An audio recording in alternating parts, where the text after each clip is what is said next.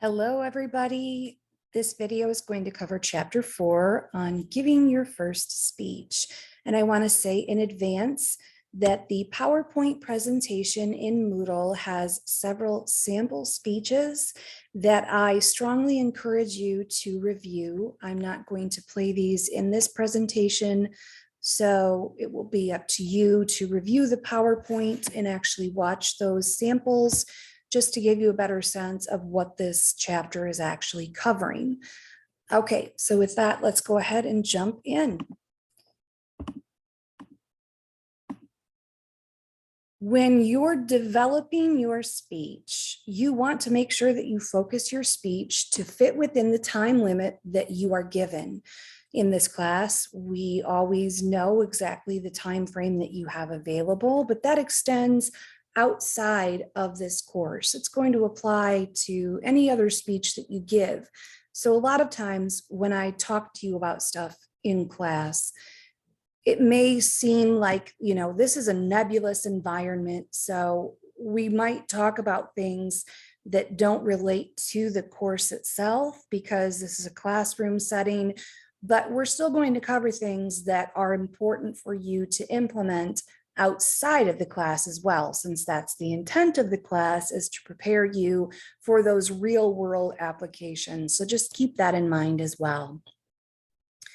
You want to make sure to develop your topic creatively. And the number one reason for this is because you want to make sure that you're making your topic interesting and meaningful to the audience, because this is, going to be your opportunity to attract your audience into listening to what you have to say.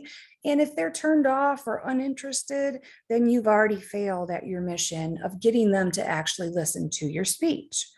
So if it's possible, if it's applicable to your speech topic or the context, try to think of ways that you can make your topic seem suspenseful or mysterious or dramatic or dangerous, something to appeal to the audience, something that makes them wonder, wow, what's going to come next? And then also, don't shy away from using colorful or descriptive language. Use adjectives, metaphors, all of those types of figurative language that can appeal to the audience. So that's not always encouraged across the board in all speeches, but if it again is applicable, incorporate that, make it more interesting, make it more creative. As you frame your introduction, you want to focus on gaining the attention and the interest of the audience, just like I talked about. That's your main goal of the introduction. It's your first opportunity to rein in the audience and convince them that they want to continue listening and engage in that interaction. You also want to work towards orienting your listeners to the subject matter.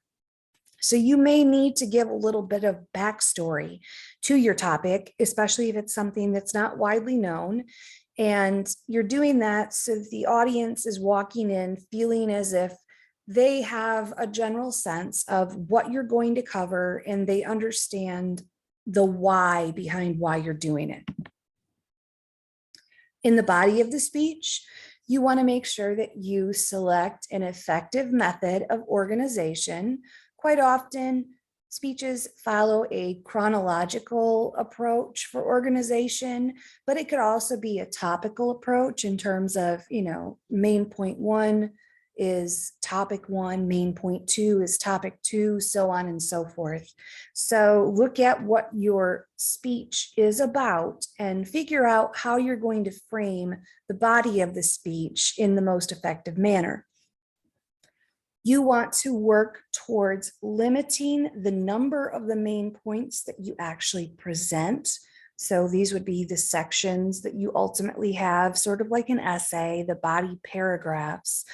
You don't want to go overboard. You usually want to focus on about 3 to 5 at most, and then focus in on those so that you make sure that you give sufficient attention to each of those topics so that you have developed them, so you've explained them appropriately, etc. And then between those main points, you want to make sure to include transition statements, sentences that show the connection between one main point or topic, what have you, and the next. So these are a lot like transitions within essays, again, because really speeches and essays are not too wildly different. So you'll see how there are definitely similarities between writing a speech and writing an essay. So you need to show how one section connects to the other and that they all connect back to your central idea. Within the conclusion, you want to start out by signaling that you're actually working on a conclusion. Start to take it down a little bit, hint at the fact that you're wrapping things up, showing how they all relate to one another and support that central idea, which you want to reinforce. Oftentimes, it just means that you're restating the central idea, you're paraphrasing, and that's a way of remembering, having our audience remember what that central idea actually was and what we are wanting the audience to take away from the speech after it's done. And then make sure that you end on a strong note. Come out with, as cliche as it is, guns a-blazing. And there should never be any doubt as to whether you are finished with your speech. It happens pretty often where the audience at the end of the speech isn't quite sure, okay, is it time to clap? I can't quite tell. There should never be a question. Once you're done, it should be done, definitive, everyone can tell. So end strong. In terms of the actual speech delivery, the method of delivery, you guys are going to be focusing in this class on extemporaneous delivery. And this is pretty much the standard for most occasions.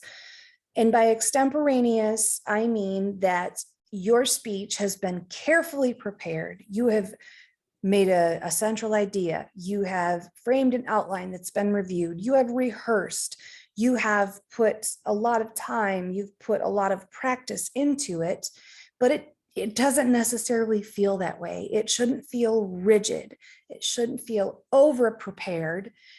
It should feel still, it has that conversational quality. It's still relatively casual, and you'll be presenting that speech from a brief set of notes, whether they be on note cards or a Word document that has a speaking outline prepared, however that works for you. So it should feel unrehearsed in the sense that it should seem conversational and you're not, standing up there like a robot, just, regurgitating the things that you've written, but obviously you have rehearsed and you have prepared. As you rehearse, some of the things you want to make sure to do is to rehearse out loud. Some people do that in front of a mirror. Some people just, they could record themselves on their phone so they can go back and look at that. But rehearsing it out loud is definitely more effective than just reading through your notes. You may also find that it works for you to ask friends or family members to listen to your speech and then provide feedback and suggestions that you can then incorporate into your speech delivery. And then when you are rehearsing, make sure that you time your speech, set a timer and see how long it's actually taking you. And if you are going over the time limits, if you're under the time limit, you're going to need to adjust accordingly so that, like I talked about earlier, you're staying within that time frame that is allotted. As you actually present your speech, you want to come in there confident. So plant your feet, stand up tall, put your shoulders back, all of that kind of stuff, and smile. Look comfortable, look confident. Those are the big things. Gesture naturally. So obviously you will need to incorporate some gestures, facial gestures, hand gestures, but those should look natural. They shouldn't look forced. So you might need to rehearse that a little bit to make sure that you're getting those incorporated, but they're not overdone and they don't seem robotic. And then also you want to work towards establishing and maintaining eye contact with your audience. In person, that's going to mean that you scan the room, you look at people in their eyes, and it's a constant, not a constant, but a relatively constant maintenance of eye contact. You're not staring at the floor, you're not staring at the ceiling. If you're presenting online, you want to make sure that you're looking at the camera, that again, you're not looking all over the place, that you're keeping your eye on the camera, not on notes, things like that.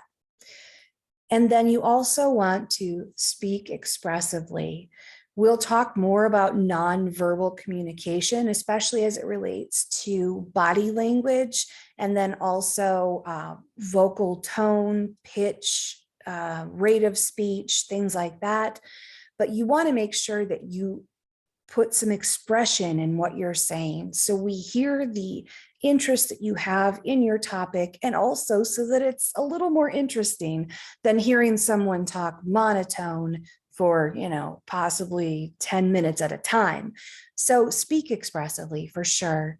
And then take steps towards reducing any nervousness you might feel. We obviously have already covered this in a previous video lecture, so you can utilize some of those tips and tricks, or you can use your own, the ones that you know work for you. But whatever it is, you just want to make sure that you walk in there, I should say, get ready for your speech and you're confident and you're not nervous and you're just ready to go. So that is it for this particular chapter. And as always, if you guys have any questions, please let me know. And I hope you all have a great week. Thanks so much.